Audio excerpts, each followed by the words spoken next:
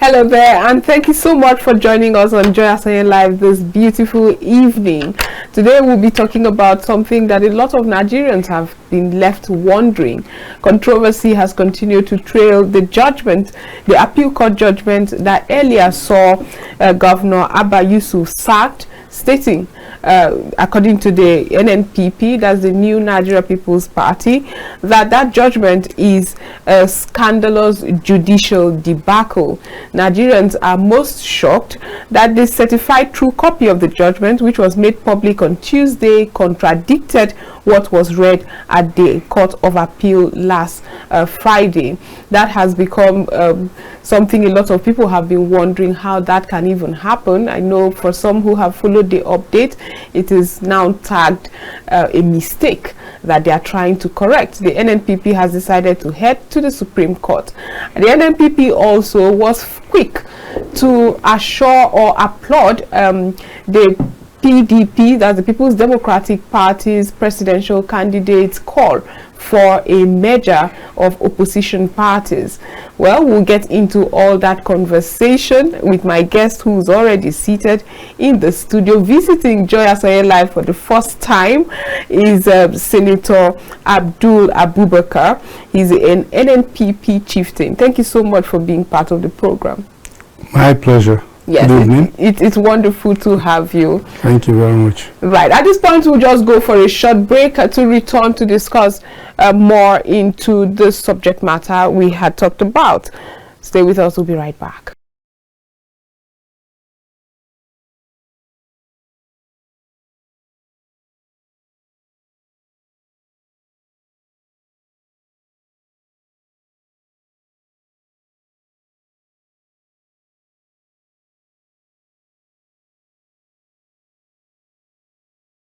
Welcome back from that break. Like I said earlier, we have Senator Abdul Abubakar right here in the studio, an NNPP chieftain. I don't know where to start when it comes to what's going on right now, but first of all, let's just go to the CTC. That's a true certified copy debacle that Nigerians are talking about. How did you find that? Because I mean, this is the one institution Nigeria believed to have that sanity, and yet here we are having contradiction in the judgment. How did you find it when you first saw that? It was amazing and appalling, actually. Like you rightly said, that is one institution that every Nigerian respects.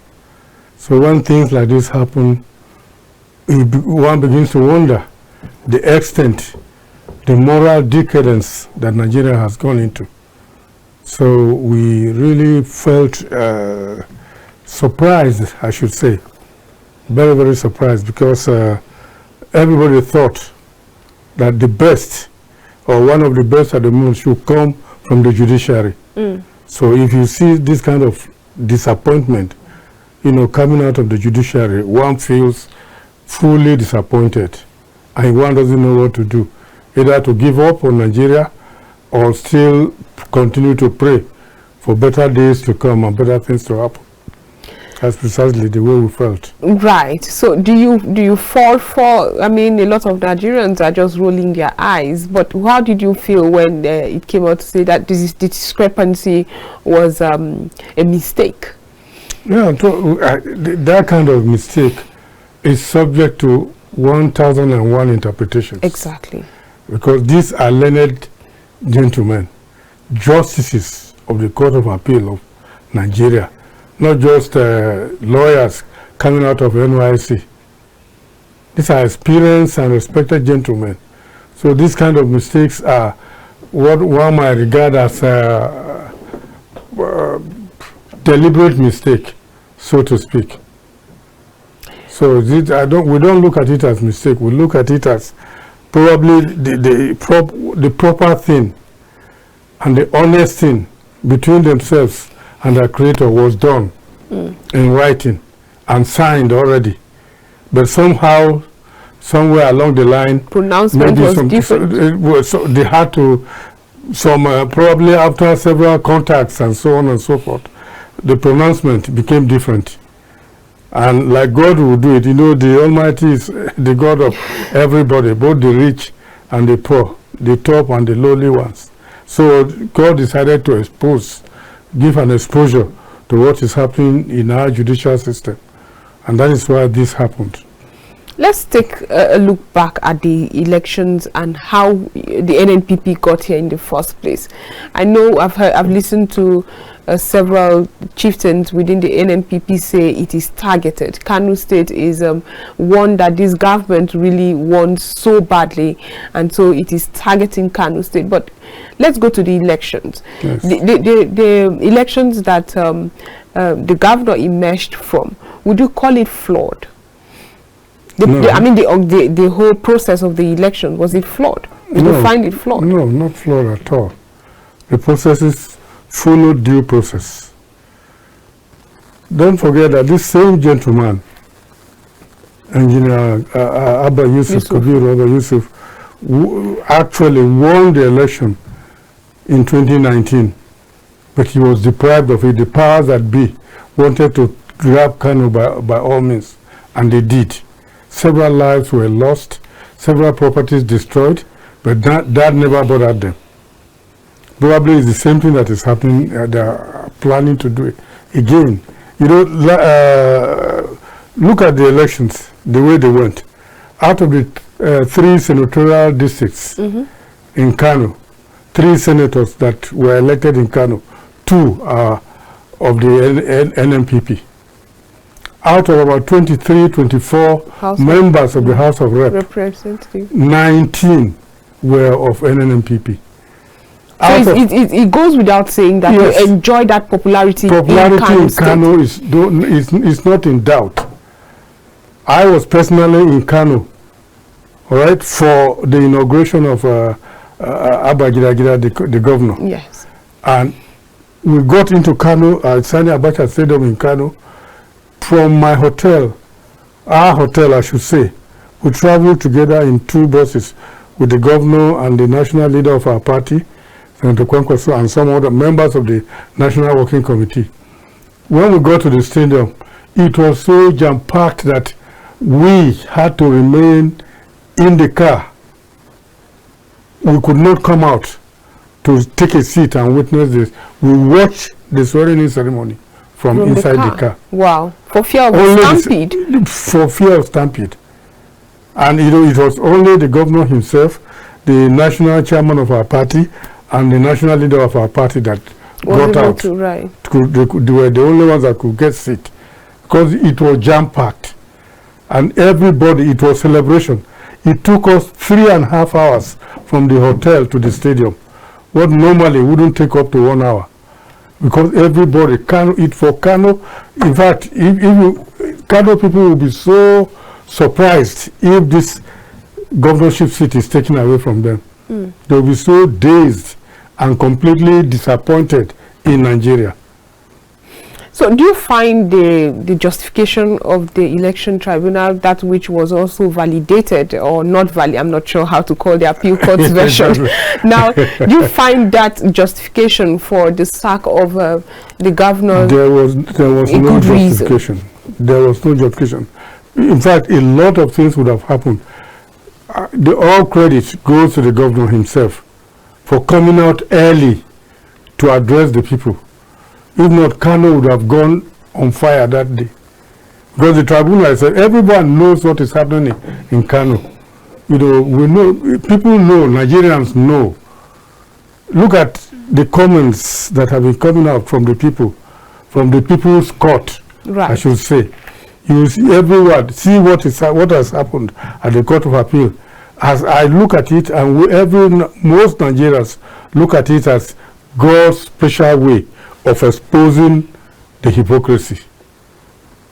That was why this happened, because it wouldn't have happened. They had days to amend and rewrite whatever they wanted to rewrite, but they couldn't do it. The Almighty had already decreed that Nigerians should know the truth, so that if at the end of the day they decide to snatch Kano at all costs, by all means, using their powers, everyone knows what has happened. But look at the condemnation internationally. The whole world is so concerned about the election in Kano, because this is, go to Kano I haven't been to Kano for quite some time, but when I went to Kano during the inauguration, and I had to go again 6 months after, the difference is very clear. Kano has a lot of things that were left unmaintained, untouched, uncared for, are being carefully taken care of. Kano is beginning to recover, to regain its sanity. And then you come again and start to say the man did not win election, when everything around points that the man won his election. How do you, for instance, the tribunal removing or deducting the election figures by over 165,000 votes? How do you blame the voter for INEC's irresponsibility? If INEC fails to sign and stamp the voting papers, and they give it out like that, what's the voter's business saying looking at it, whether it is signed or not signed, or stamped or not stamped? All those are gimmicks. All those are gimmicks that are well known to Nigerians and well known to. But the signing usually is to prove that something must have been wrong, because this INEC staff would have been trained. I remember they had all the trainings. They knew exactly what they were doing. Yes. So do you smell foul play in this whole entire process? Completely. That it was not signed, and then up to 165,000 votes. Exactly. That is a lot of votes. That is, some communities do not have as many as that. Exactly. So what do you think happened there? It was planned from the onset? No, not from the onset, I should say. It probably was planned somehow. They know how they planned it. And the justices that were sent to handle the tribunal, the case at the tribunal level, were properly briefed. They were working for their masters.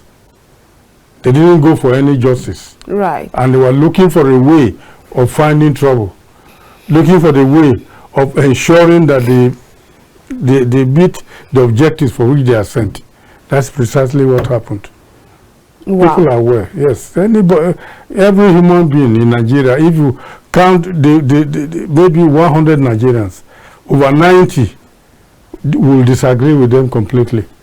But it's in the Electoral Act. So what is next? Is there? Do you believe that there's even a fight to fight there? Because if these votes have not been, or the sheets were not signed, then it's already clear in the Electoral Act that it makes it completely invalid. So what are your prayers in the court? I know that the NNPP is heading to the Supreme Court as we speak. Yes. What are you praying the courts to do? Well, the way it is now, we don't even know what is happening. Whether we are going on appeal or the appeal is against the NNPP.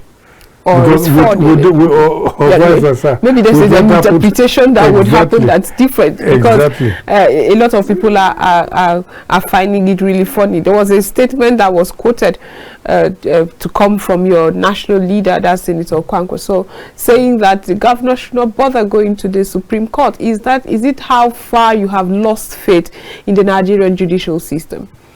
But you can see, it's very clear to you what is happening now.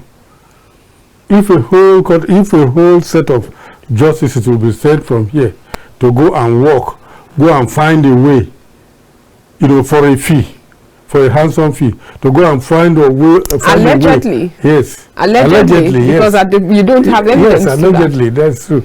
That is very correct. If that is the job they are sent to go and do, to ensure that, find a way, find means of doing whatever they want to do, to ensure that they discredit some of the votes cast by NNPP supporters, and which was what they did. If they did that, and if then the Court of Appeal that had already written a judgment will come overnight and change the judgment and read something else on the floor of the court, in the courtroom, and something else signed in the CTC, then what else? What else do you expect?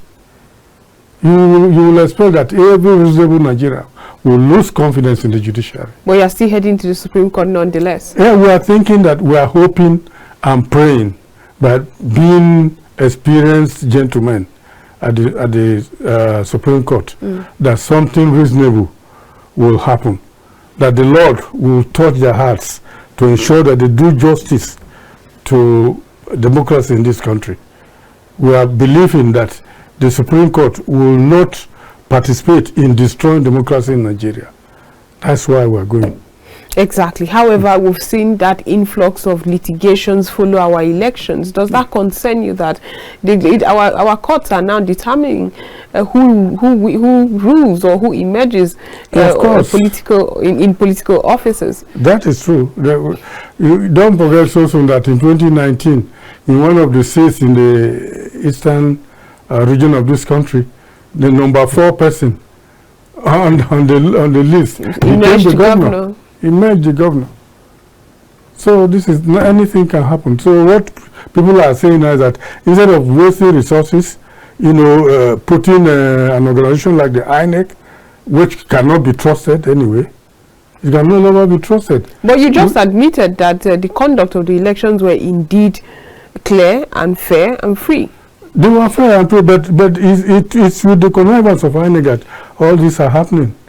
How is that? And not the politicians and not the judiciary? How is it in connivance? Oh, INEC has to give all the support for all this thing to happen. Like, for instance, the so-called unsigned ballot papers. How did they get that? From where did they get the ballot papers? Of course, they must have been substituted with the already signed ones with which votes were cast. Everything was in the custody of INEC. So they did what they played their games. All over the country, everybody knows the role that INEC is playing. Nigerians are losing confidence in INEC as much as they are beginning to lose in the judiciary. We'll get to this, what your suggestion to the solutions to that would be. However, at this moment, Nigerians are becoming very disillusioned when it comes to our election and election process. We just saw the elections that the off-cycle elections in 3 states, that's Kogi, Bayelsa, and Imo State. If you have to tell us what you observed, what would it be? I'm from Kogi State, so it will interest you to know. And the election in my state was a sham. In one part of the state, Kogi East, where I come from, elections were conducted orderly and in perfect form. All the beavers was utilized, and all the processes were forwarded to the IREF, and everything was properly recorded. In Central and some part of the West, elections were written a day before the election. Elections result sheets. I mean, we had that allegation. It's true. Right. It's true. That was what happened. If not, how do you account for accreditation of, say, 28,000 or 30,000 voters and a vote of 103,000 coming out of the place? Where did the others come from to vote? You accredited 30,000 persons, voters, to vote, but the result was over 100,000 votes recorded. How did that happen? It couldn't be magic. It couldn't be. And yet we thought we had gotten our election. INEC supported it. That was why I said we have lost confidence totally on INEC. INEC is even worse than the judiciary this time around, because the judiciary does some good work in some places. Like you are talking about the Supreme Court, we had cases where cases won at the tribunal at the Court of Appeal were turned down at the Supreme Court because justice, was done and soon to be done at the zenith of judiciary. So that was precisely what happened. That has happened before. And it may happen again this time around, with God on our side. So sometimes, the judiciary, especially when it gets to the Supreme Court, to the level of the Supreme Court, you begin to think that these are experienced justices, God-fearing old men who now want to, play it clean before they go to meet the Almighty. So they sometimes, or most of the times, they give out justice. They deliver justice. So you can, at least some level of confidence at the Supreme Court is still there. But with INEC went dead as soon as Professor Wataru Jega left. That's your opinion? That's my opinion. That no sanity, no sanity, no honesty. The INEC works for the highest bidder.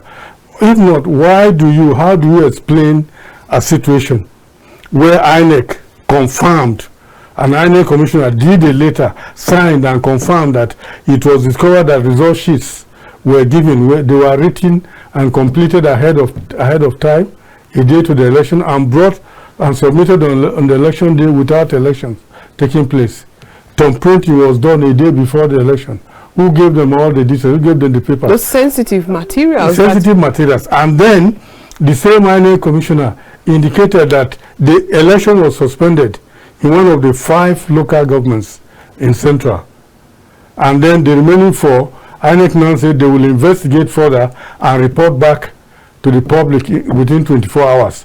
But it will shock you to hear that same day, before it was 5 hours, the same INEC announced the results.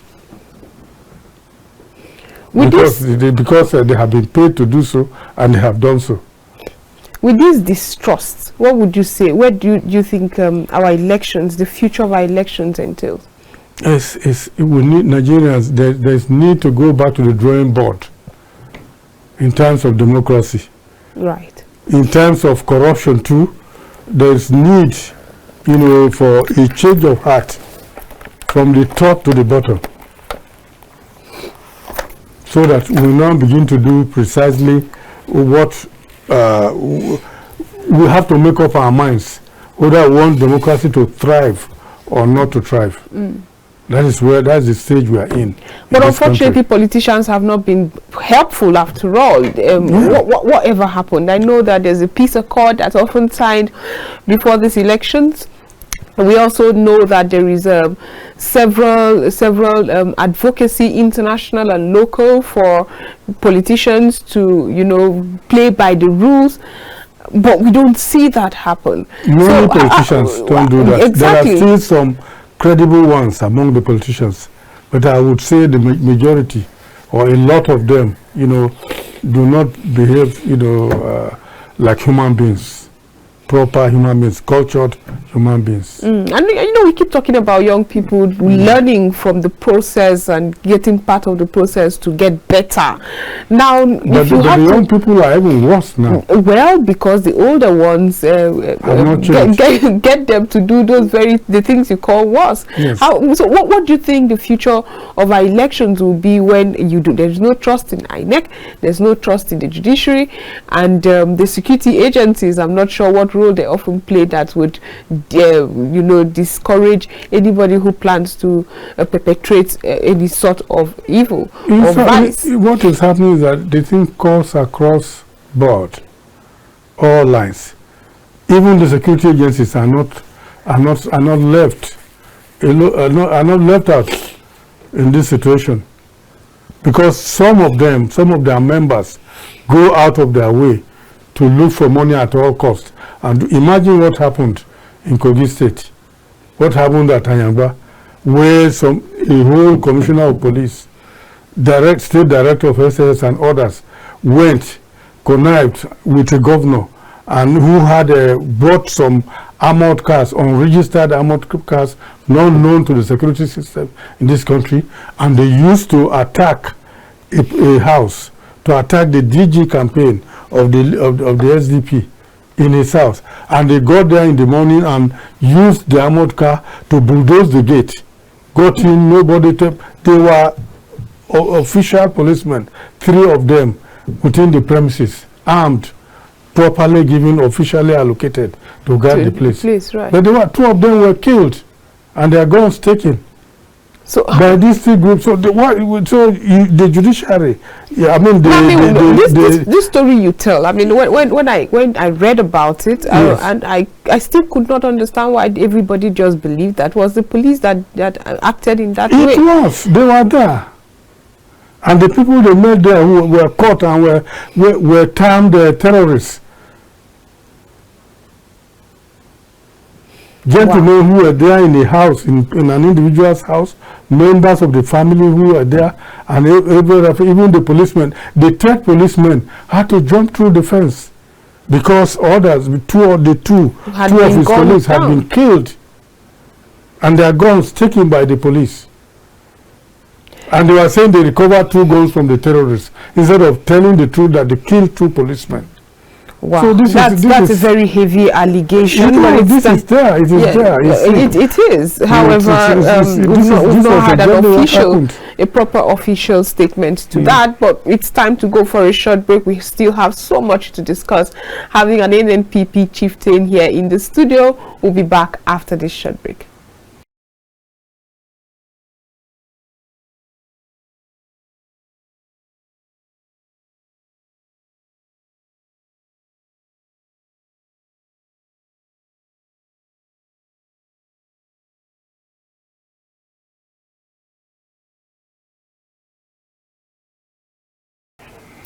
This is still Joy Asonye Live, where we also have in the studio Senator Abdul Abubakar right here talking about the NNPP and the future. But we will have to take a moment to look at the internal wranglings within the NNPP. Where are we at the moment? The NNPP was a strong third force or fourth force, depends on who you ask, during the elections, and Nigerians had so much hope on where it would go. But with all we've heard and read about, do they still have that strong structure like Nigerians have been concerned about? Well, let me just take that question now to you, Senator. Do you think that the NNPP still has what it takes? Because when you read about the internal squabble you're already having, that your national leader is being suspended, some expelled, there's a faction. I coincidentally know both factional leaders. What is the future of the NNPP? Thank you very much. The NNPP has a very good future. What is happening is nothing more than internal squabbles. And the squabbles are not far-fetched. You know, the reasons are not far-fetched. Number one, we don't have 2 factions. We have the NNPP intact, and we have the complainants, you know, on their own. Who seem to have gotten a structure for themselves. You know, anybody can form any fake structure. Yeah. But that structure is not recognized. If you go to INEC today, you see that and ask for the recognized structure of the NNPP, it is only one. Which is? That is our own, the regional structure. The National Working Committee, the national leader of the party, Senator Kwankwaso, is still the national leader. The acting national chairman of the party, Abakao Ali, is the only one recognized at the moment. And members of the National Committee, National Working Committee, where I belong, is still intact. Okay, so, it begs the question, what happens to the trustees that registered the NNPP in the first place? I'm hearing claims that they are part of the other structure, the owners, so to speak. I mean, nobody really owns a political party. Nobody owns a party. Nobody owns a national party. Exactly. However, the trustees do play very significant roles within the party and the direction of the party. So if these trustees are not not all of them. Right. Only the chairman. The chairman is the one that is involved. Only the chairman? Yes. The secretary of the trustees, of the board of trustees, is still with us intact. The chairman. And the issue is just like you rightly said, nobody owns a national party. But he still believes that because he registered the party, it was a single, like a company. He's treating it like a registered company. And that's where the issue, the mistake comes in. So once a party is formed and approved, it no longer belongs to any individual. However, this has dragged for too long. Whenever we speak with chieftains like you within the party, you wave it off and say, oh, it's just an internal squabble. The party is going on. We have one registered National Secretariat here in Abuja at Area 11. We have the National Working Committee intact. Only one member of the National Committee was suspended. That's the former National Publicity Secretary. He was the only one suspended. And you know, this is. So what happens to the state chairmen that were suspended as well? The state chairmen are not part of the National Working Committee. Okay, I'm just asking if they have now been. Some were suspended. Once you know, this is that's why we say we are open. The party is open. Once you recognize the errors, you correct the errors, tender your apology, and agree that you want to be part of the team, you are very free to reapply again and join the party. To reapply? Yes. The likes of Dr. Agbomejo will have to reapply of to course, join the anybody party? who is suspended, once he accepts that he made a mistake and he has realized his mistake and is ready to walk ahead, yes, you reapply and come in and join us.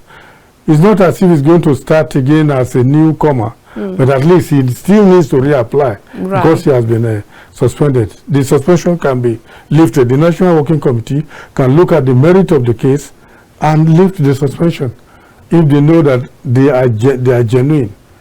But where they want to go about, make noise and say they have formed a party, another party, they have done this, they have that, all these are rubbish. There's no basis for it. However, because the party in Nigeria, parties are under the supervision of INEC, and once you get to INEC, it's only INEC that can give full identity of any political party. Why do you think INEC gave full identity to or recognizes your part and not that of the national chairman? That is the authentic part. The chairman of the 6 or 7 chairmen who misbehaved, you know, were queried. They were invited to appear before a panel. They appeared before the panel and recommendations were made, and many of them, you know, those of them that were found guilty, you know, were treated accordingly and placed on suspension. And instead of sitting back and say, yes, I did this, I did that, and I have now understood my mistakes and I'm sorry about it, and come back to let us join hands and make the party stronger. They now decided to form a quasi organization. Okay. However, that cannot be recognized because they are not there. They are, as far as INEC is concerned, NMPP is still intact. The national leader is the same person. The National Working Committee is still intact, and these are the rules. Those are the highest organs of the party. The NNPP has had, during the past general election, started becoming really popular. However, during the off-cycle elections, it was not as prominent as Nigerians would have thought. Would you say that this squabble within the party that you call it wasn't the squabble. It wasn't the squabble. See, let me tell you what actually happened is that a lot of persons among the powers that be feel threatened by the strength of NNPP. Even in states like Imo State, Bayelsa, Kogi State? Yes. You don't take it away from the NNPP, the popularity you enjoy in Kano. However, other states, not so much. Not so much, but they're still strong. And you're a threat to what you term the powers that be. Yes. We're a threat to them, even at the national level. Because they look at it and say, because as it is, once you talk of APC, the ruling party, the PDP, and then Labour Party, NMPP, out of the 18 registered parties, we are either number 3 or number 4. Depends on who you ask. But what happened? We didn't see that prominence in the off-cycle elections. You say it's not a squabble, so what happened? Yeah, so that's why we say that a lot of, apart from the squabbles are, that has not much to contribute to what we are doing in the Do you States. think Nigerians trust the NNPP when you have one person claiming to be acting national chairman and another person? They know, the people know that those talking are just talking for talking's sake. The Nigerians know that this NNPP is still intact and is under one leadership at the moment. Still what it is. It has not changed. But I want to let you know that some of the powers that be among the other political parties are not comfortable with the kind of strength and the power that NNPP is coming up from. Okay, that's very interesting. But let's take this conversation to the NNPP, your side of it. I'm not sure if that goes well with you. The only one NNPP that we have. It's difficult. My side, that is the correct side. Right. Any other side that is claiming to be NNPP is null and void. Counterfeit NNPP.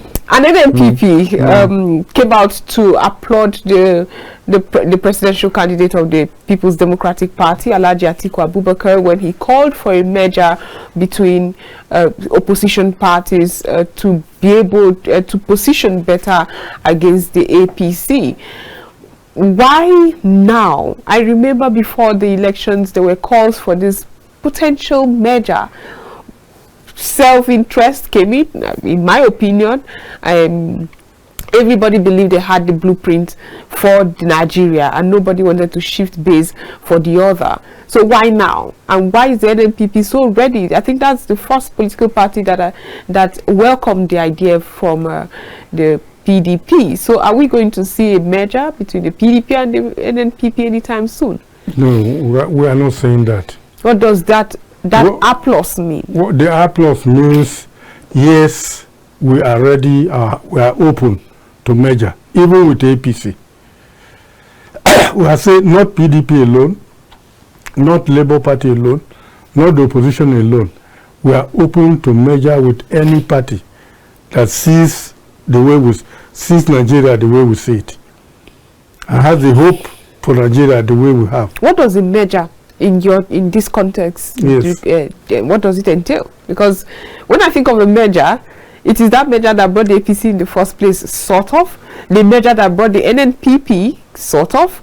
So, in your context of a merger right now, what do you think the Atiku Abubakar wanted, and what are you agreeing what for? What Atiku called for was totally different. Sorry, excuse me. It's called for a merger of opposition parties against the ruling party. But now we have slightly modified to say that yes, we are open for the merger. NNPP is open for the merger, not necessarily with all the opposition, with the opposition against the APC, that we are even ready if APC asks for a hand for the merger, as long as they do things properly, and as long as they are ready to have a credible leader. Okay, maybe I'm not asking the question directly enough. Is the NNPP ready to dissolve NNPP to be part of APC or APCN? Whichever way, we are not ready to dissolve NNPP and merge into any other party. But we are ready to sit around the table, discuss and find a way out if it leaves Nigeria forward. However, there are also, maybe this is an opportunity to also clear the air, there were also speculations at the time that Senator Kwankwaso was being considered for a ministerial appointment. If you are just willing to work with this government, why was that turned down, or why was that offer not fruitful? There was no such, to the best of my knowledge, there was no such offer. I'm sure you read about it. I read about it. I'm sure you I'm sure you also saw the pictures of Senator Kwankwaso traveling and visiting exactly. the president-elect has always been like that. He has always said it, and he was always ready to support whichever party was ready to move Nigeria forward. That is the issue. As long as you have Nigeria as your main agenda and you are on right course, yes, why not? But so the issue about accepting a ministerial appointment was not discussed at the National Working Committee. It was, if there was anything like that, probably the way Nigerians thought it might happen. But such issue was never discussed by the leadership of the party. Okay, now let's talk about the policies that this government has introduced. The administration of Bola Ahmed Tinubu? Is it one that the NNPP stand by? Have you also petitioned the government, or maybe sent your advice or suggestions as to how it could better run? Are you comfortable with the policies this government is churning out?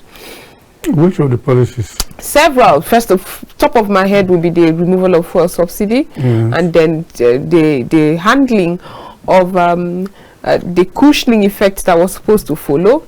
Let's start there. Yes. Okay. Yeah. Sure. We had no problem with removal of subsidy. It was long overdue. What we do have problem is a plan, to cushion the effects on Nigerians. Every Nigerian from top to bottom is having the effect, is feeling the hardship introduced, by this removal of the fuel subsidy.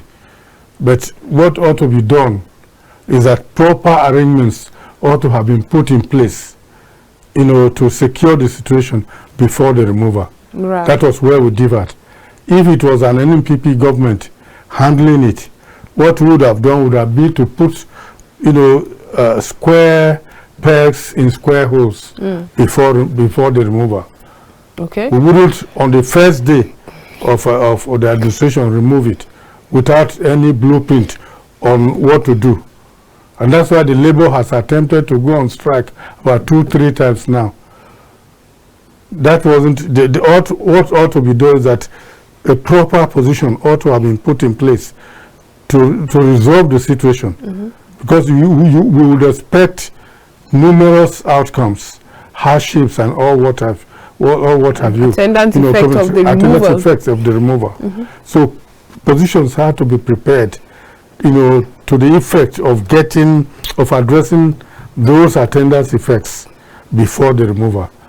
That was the only area, but otherwise the removal was okay, it was in order. It was long overdue. Okay. Now let's go to the quality of the cabinet that the president formed.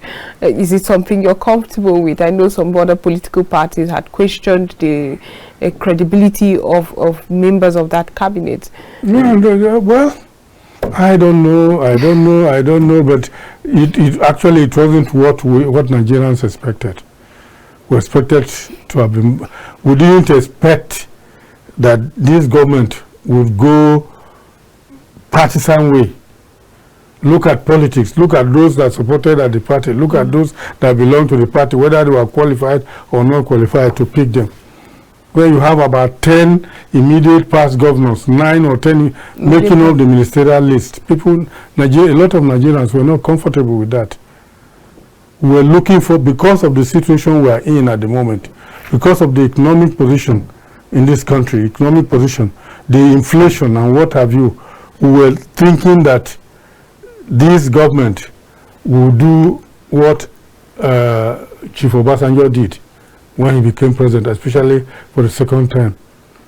Because he looked all over the world and looked for credible Nigerians who were capable and fit and brought them in.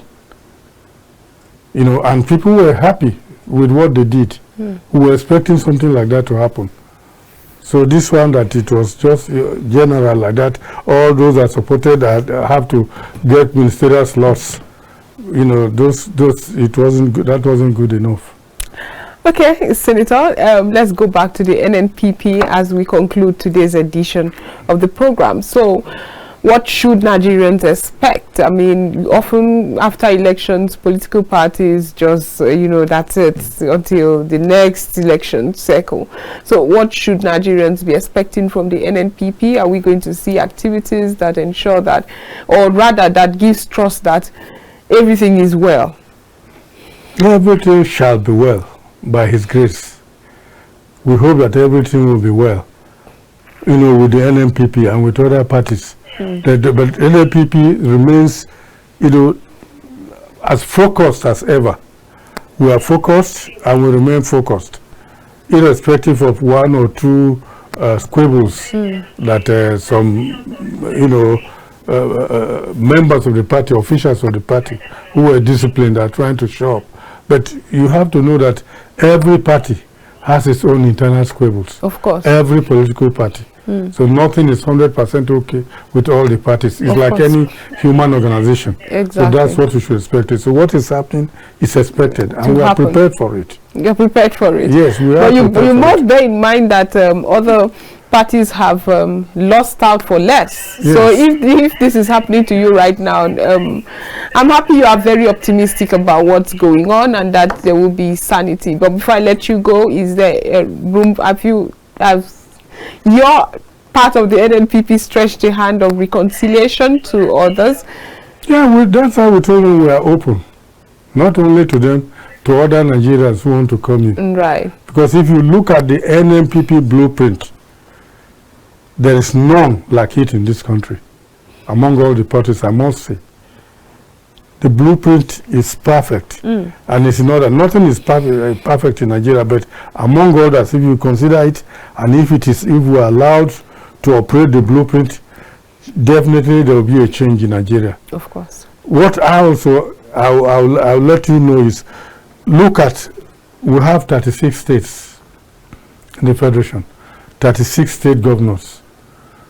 Examine what the governors have done,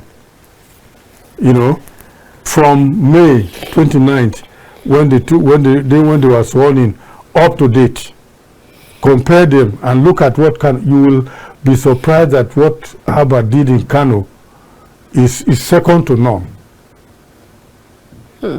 It's second to none. Find out. Kano is a very large state, thickly populated, and so on and so forth. A lot of the things that were not looked at before. Ask people, send people out to Kano to find out from the people, and they will tell you that the NNPP means business. And even if it means starting with Kano and using that as an example, we are thinking that in 2027, other Nigerians will now begin to look at Kano as a shining example, and see and refer that to what NNPP could do in other states. And then from there, we hope that a lot of good things will begin to happen to democracy and politics in Nigeria. Okay. Yes. Well, Senator Abdul Abubakar, thank you so much for being part of the program. It was interesting listening to you talk about the NNPP with so much optimism. Thank you so much. My great pleasure. Thank you. And this is where we round it off on Joy Asonye Live. Have a wonderful weekend and stay blessed.